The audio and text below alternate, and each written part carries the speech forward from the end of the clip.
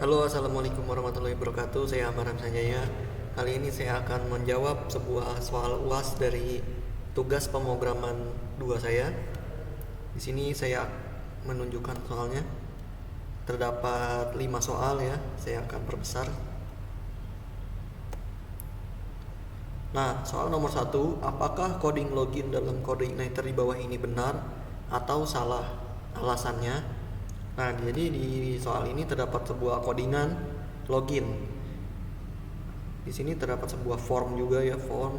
Saya cek terlebih dahulu. Kemudian jawaban saya adalah di sini salah, bahwa nomor 1 adalah salah. Kenapa? Karena saya cek di sini untuk base URL ada typo. Di sini saya warnai merah. Nah, di sini yang saya tandai ini adalah salah. Kenapa? Karena tulisan base URL itu harusnya base, bukan bc. Jadi di sini typo akan menghasilkan error. Jadi framework CodeIgniter 4 akan mendeteksi error tidak diketahui fungsi base URL di sini, bc URL.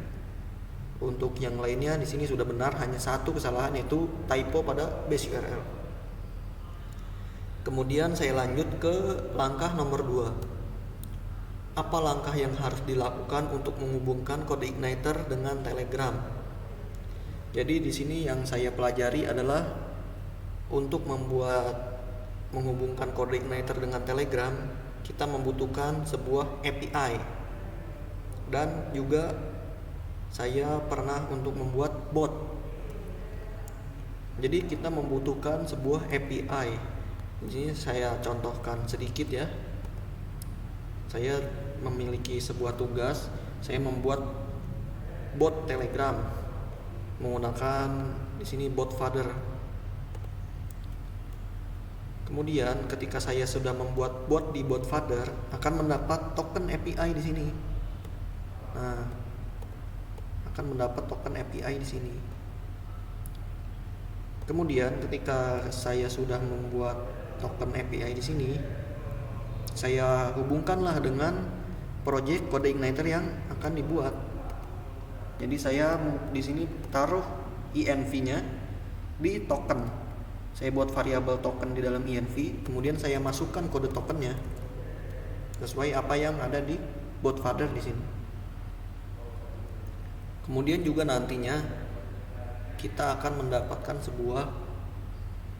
sebuah kode chat yang telah saya buat di dalam grup, yaitu grup tugas. Jadi bot yang telah saya hasilkan di bot father, saya masukkan dia ke dalam sebuah grup, yaitu grupnya bernamakan tugas. Nah, ini adalah botnya, layanan akademik bot. Nah, bagaimana untuk mengatur bot tersebut? Maka tinggal di coding saja. Di sini saya contohnya adalah mengodingnya di bagian controller home. Jadi ketika saya mengeklik suatu button, maka bot tersebut akan mengirimkan pesan di sini. Maka ketika sudah diklik, maka pesannya akan muncul seperti di sini. Ada 2, dosen Warni dan dosen Budiono. Jadi jawabannya adalah nomor 2, langkah pertama, yaitu buat bot di Telegram menggunakan bot father. Kemudian setelah mendapatkan token API-nya, kita hubungkan ke dalam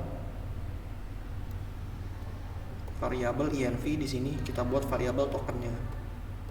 Setelah itu, maka project kita terhubung dengan Telegram.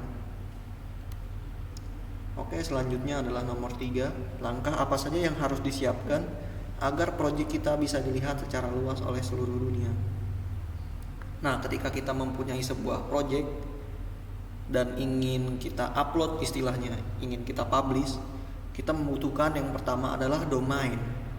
Domain itu istilahnya kita punya rumah, kemudian kita punya alamat. Jadi orang dapat pergi ke alamat kita. Nah, kalau kita nggak punya alamat, orang kan bingung mau kemana dia. Nah, ketika rumah kita punya alamat, maka orang itu pun dapat mengakses rumah kita seperti itu. Seperti itu juga dengan project di web, kita harus membuat sebuah domain atau alamat dari website kita. Setelah project kita diberi alamat atau memiliki domain, kita juga harus memiliki tempatnya atau rumahnya, yaitu sebuah istilahnya hosting. Jadi jangan cuma kita mempunyai alamat tanpa rumah, kita juga harus punya rumahnya, istilahnya adalah hosting. Jadi kita biasanya membeli ya, hosting itu berbayar, adapun yang gratis tapi lebih powerful yang berbayar. Jadi kita membuat atau memiliki sebuah hosting. Jadi ada dua, yaitu kita harus memiliki alamat atau domain. Kemudian yang kedua, kita harus memiliki rumahnya atau hostingnya. Jadi project kita masukkan ke hostingnya atau rumahnya, kemudian rumah tersebut atau hosting tersebut kita beri domain, seperti itu. Maka orang semua di dunia dapat mengakses alamat dari domain kita, seperti itu. Seperti itu saja untuk jawaban nomor 3. Kemudian saya lanjut ke jawaban nomor 4. Apakah coding model CodeIgniter di bawah ini benar atau salah? Berikan alasannya. Nah, di soal nomor 4 terdapat sebuah codingan model ya. Model bernamakan, di sini saya cek, adalah users model. Terdapat namespace-nya app model sebenar, use CodeIgniter model sebenar, kelasnya user model, extends modal. Nah, ini salah nih. Saya pertandai di bagian extends modal ini harusnya adalah harusnya adalah models. Model, MODEL, model. Bukan modal, ini ada typonya nih. Harusnya seperti ini. Model. Nah, seperti itu harusnya.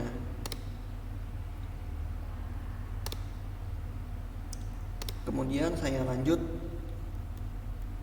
untuk bagian di dalam kelas di sini benar ya, bernamakan table user, username-nya benar. Nah, ini juga untuk primary key. Untuk saran saya adalah jangan username. Jadi primary key-nya harusnya ID user. Jangan username. Karena username ini biasanya berbentuknya varchar, maka lebih teracak daripada kita membuatnya ID user berbentuk integer. Menurut saya seperti itu. Harusnya primary key di sini adalah ID user. Untuk return type juga ini opsional ya, benar. Use timestamp-nya juga benar. Allow what field-nya juga benar.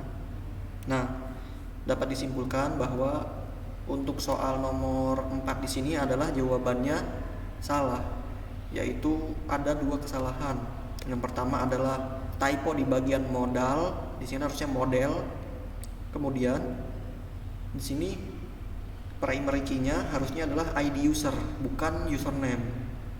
Jadi ada 2 kesalahan di dalam nomor 4 codingannya di sini. Jadi jawabannya seperti itu. Kemudian nomor 5 ada sebuah soal, buatlah project dengan CodeIgniter, di mana jika suatu dosen tidak ada, maka akan mengirim email atau telegram atau WA kepada semua mahasiswa yang mengikuti mata kuliah tersebut. Kalian pilih salah satu mengirimnya menggunakan apa. Nah, jadi untuk jawaban nomor 5 di sini saya akan membuat sebuah video terpisah ya untuk lebih jelasnya. Jadi mungkin seperti itu saja jawaban dari saya. Wassalamualaikum warahmatullahi wabarakatuh.